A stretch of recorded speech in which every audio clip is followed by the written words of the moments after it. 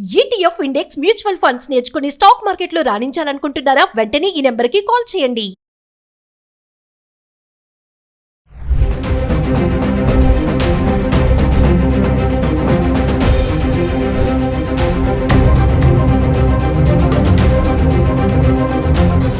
Sir నమస్కారం sir.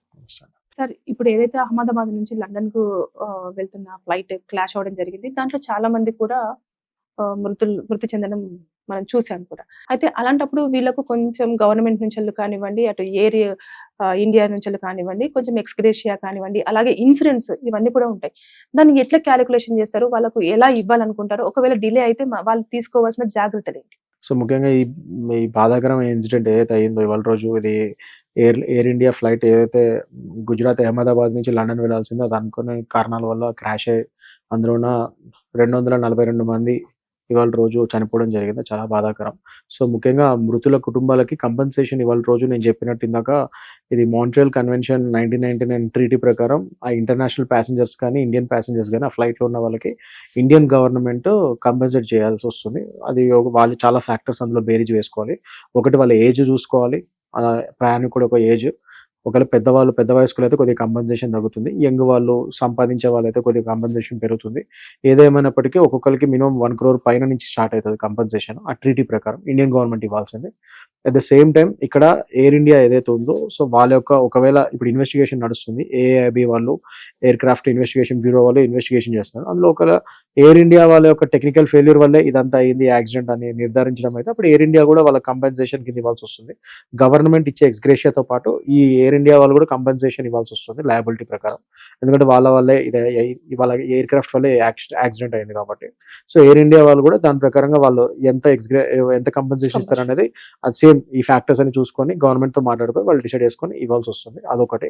అది కాకుండా ఇందాక నేను చెప్పినట్టు ట్రావెల్ ఇన్సూరెన్స్, ఒకవేళ ఈ ప్రయాణికులు ట్రావెల్ ఇన్సూరెన్స్ కూడా తీసుకొని ఉంటే ఆ ఇన్సూరెన్స్ కంపెనీ వాళ్ళు కూడా వీళ్ళకి పే చేయాల్సి వస్తుంది. సో ఇవన్నీ ఉంటాయి. సో ఇందులో ఇప్పుడు ఒకవేళ వాళ్ళ కుటుంబాలకి ఈ విషయాల్లో ఎక్కడైనా కానీ లేట్ అవడము, లేకపోతే వాళ్ళ సరైన వాళ్ళకి ఒకవేళ ఈ ఎక్స్గ్రేషియా కానీ లేకపోతే కంపెన్సేషన్ రావట్లేదని వాళ్ళు బాధపడితే మాత్రం ఫ్యూచర్ లో వాళ్ళు కంపల్సరీ కోర్టులను ఆశ్రయించవచ్చు. ముఖ్యంగా ఈ ఎయిర్ ఇండియా పరంగా కంపెన్సేషన్ వాళ్ళకి డిలే అయినా ఏమైనా ఇబ్బంది అయితే మాత్రం ఖచ్చితంగా కన్జ్యూమర్ కోర్ట్స్ అప్రోచ్ అవ్వచ్చు వాళ్ళు.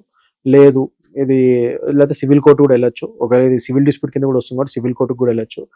ఒకవేళ గవర్నమెంట్ నుంచి లేట్ అయితే they can also go for హైకోర్టుకి వెళ్ళి డైరెక్ట్ గా పిల్స్ వేసుకోవచ్చు వాళ్ళు, లేదా రిట్ వేసుకోవచ్చు, మాకు ఇట్లా కంపెన్సేషన్ లేట్ అయింది అది అని చెప్పి. అది కాకుండా ఇవన్నిటి కాకుండా ఇప్పుడు ఇన్సూరెన్స్ పరంగా వాళ్ళకి ఇబ్బంది అయ్యి ఇన్సూరెన్స్ వాళ్ళు ఇబ్బంది పెడుతున్నారు, ట్రావెల్ ఇన్సూరెన్స్ వాళ్ళు వాళ్ళకి అది క్లెయిమ్ ఇవ్వట్లేదంటే సో డెఫినెట్ గా ఇది ఇన్సూరెన్స్ ఓంబడ్స్మన్ ఉంటుంది, ఓంబడ్స్మన్ ట్రావెల్ ఇన్సూరెన్స్ డిపార్ట్మెంట్ కూడా ఉంటుంది. అందులో ఇది గ్రీవెన్స్ రిడ్రెసల్ సెల్ ఉంటుంది ఓంబడ్స్మన్ ఆఫ్ ఇన్సూరెన్స్ వాళ్ళకి. సో వాళ్ళకి కూడా వీళ్ళు అర్జీ పెట్టుకోవచ్చు, అందులో కూడా వీళ్ళు కంప్లైంట్ ఇవ్వచ్చు ఇన్సూరెన్స్ పరంగా. అప్పుడు అందులో కంప్లైంట్ ఇచ్చిన తర్వాత మనకి ఎన్ని రోజులకు వచ్చే అవకాశం? అది డిపెండ్స్ అండి, ఎందుకంటే ఒక క్లైమ్ ఎంత కాదన్నా 30 days అట్లా పడుతుంది. సో వీళ్ళు ఇక్కడ కంప్లైంట్ ఇచ్చిన తర్వాత విత్ ఇన్ 15 days లోపల వాళ్ళు రెస్పాండ్ అవ్వాలి. దాని తర్వాత నుంచి వాళ్ళ రెస్పాన్స్ బట్టి అది ముందుకెళ్తుంది. సో దాని ప్రకారంగా అవుతుంది అది. సో 15 days మినిమం అయితే పడుతుంది మనం కంప్లైంట్ ఇచ్చిన తర్వాత. ఈ ఇన్సూరెన్స్ ఓంబడ్స్మన్ గురించి చెప్తున్నాను నేను. ఇంకా మిగతా కన్స్యూమర్ ఫోరంలో వాటిలో మీరు కేసు ఫైల్ చేసిన ప్రకారం ఇంకా నెక్స్ట్ హియరింగ్స్ బట్టి దాన్ని బట్టి అది ముందుకెళ్తుంది. సో ఏదైనా త్వరగానే ఈ కన్స్యూమర్ ఫోరంలో అయితే 6 months లో అట్లా కంప్లీట్ అయిపోతుంది. సివిల్ కోర్టులో కొద్దిగా డిలే అయ్యే ఛాన్సెస్ ఎక్కువ ఉంటాయి. ఎప్పుడైనా సివిల్ కోర్టులో వాటి సివిల్ మ్యాటర్స్ కొద్దిగా ఎక్కువ డ్రాగ్ అవుతాయి. అది మిగతా వాళ్ళు కొద్దిగా ఫాస్ట్ గానే అవుతాయి. Right, thank you sir.